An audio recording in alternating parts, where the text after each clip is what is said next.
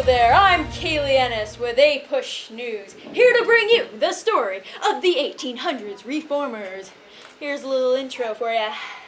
It took an intellectual reorientation, as well as improved technologies of printing and transportation, to create an expansion of reform that began around 1815 and continued through the Civil War. The Temperance Movement. Sorry, one of our light men have a gippy arm. Welcome back. The first topic we're covering today is the temperance movement. Now, the consumption of hard liquor had grown in the U.S. dramatically. Like, we're talking big.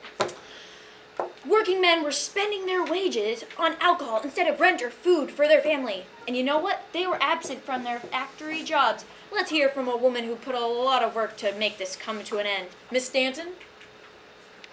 The next topic of the day is improving public education. Guess what? The demand for public education began to grow as the need for a more educated electorate was deemed important.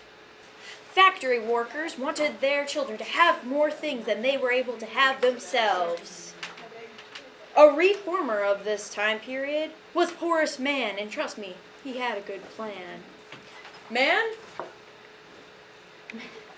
The abolitionist movement. The movement was initially started in 1836 when the House of Representatives passed the gag rule. This prohibited debate or discussion on the topic of slavery. People reacted. They reacted by submitting petitions to Congress. And they called for the abolition of slavery and the slave trade in the District of Columbia. Want more information? Let's turn to William Lloyd Garrison, the leader of this reformation. Women's rights movements. It was begun by Miss Stanton, of course.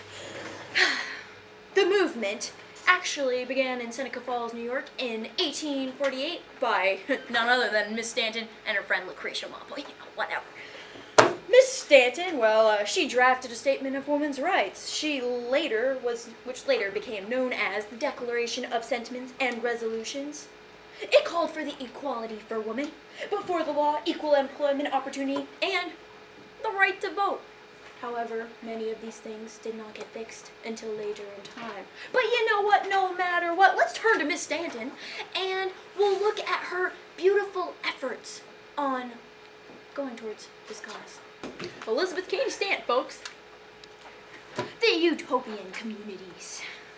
During the period of 1820 to 1850, utopian communities were created with the belief that they would put an end to society's problems more effectively than other reform movements that were already going on.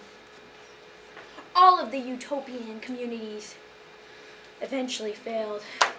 However, a few were more successful than others. One in particular was Oneida Community, and that was founded by Sir Humphrey Noyes. Wouldn't it be nice to hear from him? Sir John Humphrey. Prison and asylum reform. Before this women's work, prisons were a place for women, men, and children, all bunched together. Everyone who gave offense to society. This means that those who spit in public would be bunched together with those who committed murder and kept in the worst conditions. Dorothy Dix was a woman with a vision, and she led this reformation. Hello there, I'm Kayli with A Push News. I'd like to give a special thanks to all my viewers and to all the people that were guests today on my show. And more especially, I'd like to give a special thanks, that's awful special, to my lighting man, Stan.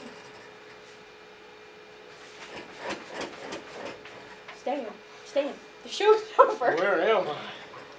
Stan's been asleep.